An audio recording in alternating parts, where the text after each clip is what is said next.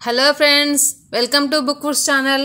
ఈరోజు ఈ వీడియోలో మనము కరివేపాకు పొడి ఎలా తయారు చేసుకోవాలో తెలుసుకుందాము.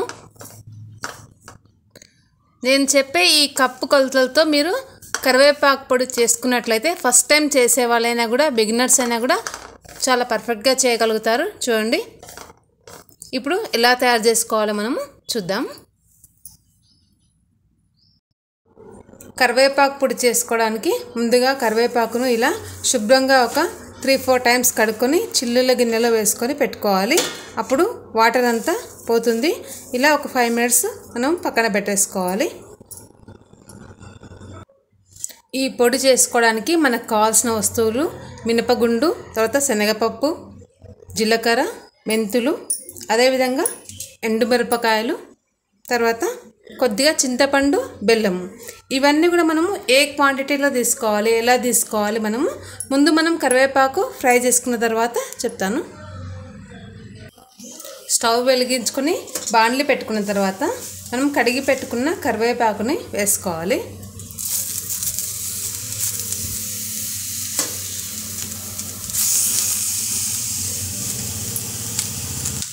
కరివేపాకు వేసిన తర్వాత కొద్దిగా ఈ వాటర్ అంతా పోయే వరకు కొంచెం వేయించుకోవాలి. ఇప్పుడే నూనె వేసుకోకూడదు. మనకి ఇలా చేసుకుంటే 1 మంత్ వరకు కూడా ఫ్రెష్గా నిల్వ ఉంటుంది. ఫస్ట్ మనం నూనెలో ఫ్రై చేసుకోకూడదు. కొద్దిగా ఇది వేగిన తర్వాత ఇలా వాటర్ పోయిన తర్వాత మనము నూనె వేసుకోవాలి. మీరు ఎప్పుడైనా కరివేపాకు పొడి చేసుకోవాలనుకుంటే ఇలా ట్రై చేయండి, చాలా బాగా కుదురుతుంది. మనం కరివేపాకు వేయించిన తర్వాత ఆ కొలతల్ని బట్టి మిగిలినవన్నీ తీసుకుంటే మీకు పొడి అనేది మంచి టేస్ట్ కరెక్ట్గా కుదురుతుంది. కట్ట కొలతలతో కాకుండా ఇలా చేసుకోండి. మనకి అప్పుడు అందాజు తెలియదు. కట్ట కొలతలతో చేస్తే కొత్తగా చేసేవారికి అందాజు తెలియదు. ఇలా అయితే ఎవరైనా కూడా ఈజీగా చేసుకోవచ్చు. ఇలా ఫ్రై చేసుకోవాలి ఒక 5 మినిట్స్ వరకు, వాటర్ అంతా పోయే వరకు. ఇలా కొద్దిగా వేయించుకున్న తర్వాత చూడండి, కింద మనకు వాటర్ అనేది రావట్లేదు. వాటర్ కంటెంట్ పూర్తిగా పోలేదు. కానీ ఇలా చేస్తే మనకి ఇలా వాటర్ కింద రాకుండా ఉంటుంది. మనము టైం ఉంటే ఒకవేళ ఫ్యాన్ కింద ఆరబెట్టుకోవచ్చు.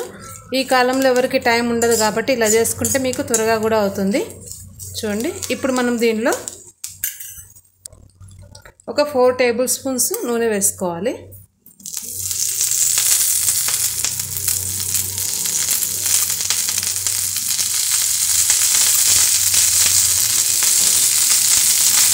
దీన్ని కలుపుతూ మంచిగా వేయించుకోవాలి. ఇలా స్టవ్ మీడియం ఫ్లేమ్లో పెట్టుకొని చూడండి, ఇలా గలగల అయ్యే వరకు కరివేపాకుని వేయించుకోవాలి. చూడండి, ఇలా అవ్వాలి. ఇప్పుడు ఈ కరివేపాకుని తీసేసుకుందాము. అయితే ఇప్పుడు మనం దీన్ని కొలుచుకోవాలి. అయితే మనకి పొడికి మిగిలిన ఐటమ్స్ అన్నీ కూడా ఎలా వేయాలో, ఎంత క్వాంటిటీ వేయాలో కరెక్ట్గా తెలుస్తుంది. కొత్తగా చేసే వాళ్ళకి ఈ వీడియో చాలా ఉపయోగపడుతుంది. చూడండి, ఈ విధంగా చేసుకోండి, మీకు ఎప్పుడు కూడా పర్ఫెక్ట్గా కుదురుతుంది. కరివేపాకు పొడి అనేది 1 కప్.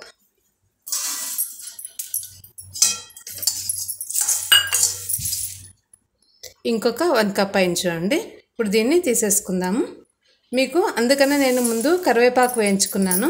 ఎందుకంటే ఈ క్వాంటిటీ తెలిసిందంటే మనకి వేయించిన తర్వాత క్వాంటిటీ తీసుకోవాలి, పచ్చిగా ఉన్నప్పుడు కాదు. తర్వాత మిగిలినవన్నీ కూడా మనం వేసుకోవచ్చు. ఇప్పుడు మనం ఇదే బాండ్లీలో ఒక 2 స్పూన్స్ ఆయిల్ వేసుకుందాము.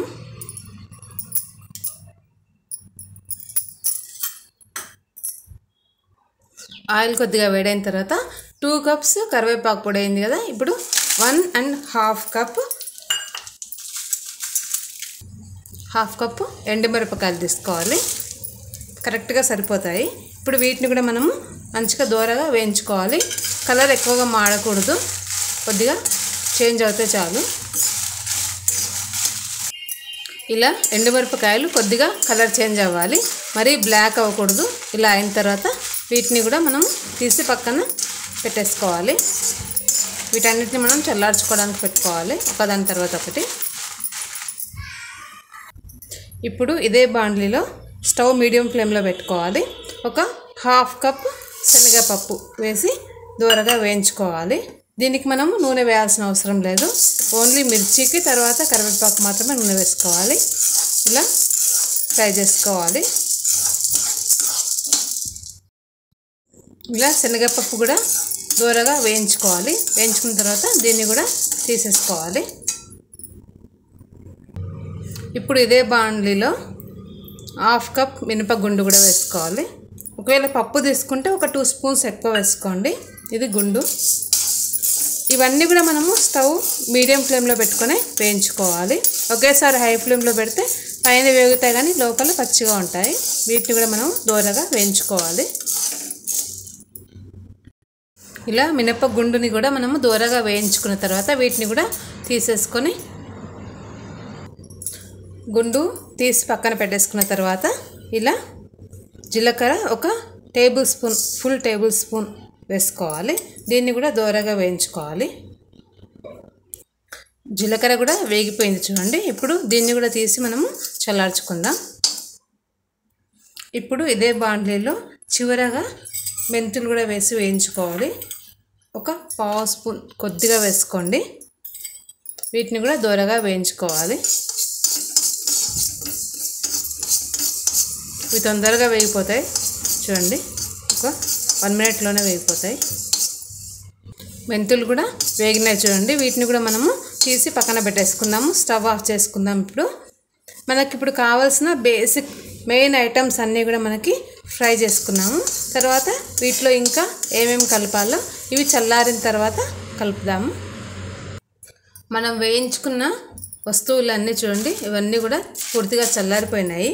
ఇప్పుడు దీనిలో మనము ఒక 1/2 స్పూన్ పసుపు, అదేవిధంగా కొద్దిగా హింగ్ వేసుకోవాలి చూడండి ఈ మాత్రము. తర్వాత ఒక చిన్న నిమ్మకాయ సైజ్ చింతపండు, అదేవిధంగా కొద్దిగా బెల్లం కూడా కొంచెం వేసుకోండి రుచికి సరిపడా. బెల్లం వేసుకుంటే రుచి చాలా బాగుంటుంది కరివేపాకు పొడికి. అదేవిధంగా తర్వాత ఒక టేబుల్ స్పూన్ నిండా ఉప్పు వేసుకోవాలి. కరెక్ట్గా సరిపోతుంది. ఇవన్నీ వేసి మనము మిక్సీ పట్టుకోవాలి. అయితే చింతపండుని మాత్రం ఒకసారి తడి క్లాత్తో తుడిచి ఫ్యాన్ కింద ఆరబెట్టుకొని తీసుకోండి. ఇలా చేసుకుంటే మీకు కరివేపాకు పొడి చాలా రుచిగా ఉంటుంది. అయితే మనం ఈ కరివేపాకు పొడిలో వెల్లుల్లి కానీ మిరియాలు కానీ యాడ్ చేసుకోకూడదు. ఎందుకంటే ఇది మనం రెగ్యులర్గా యూజ్ చేసేది.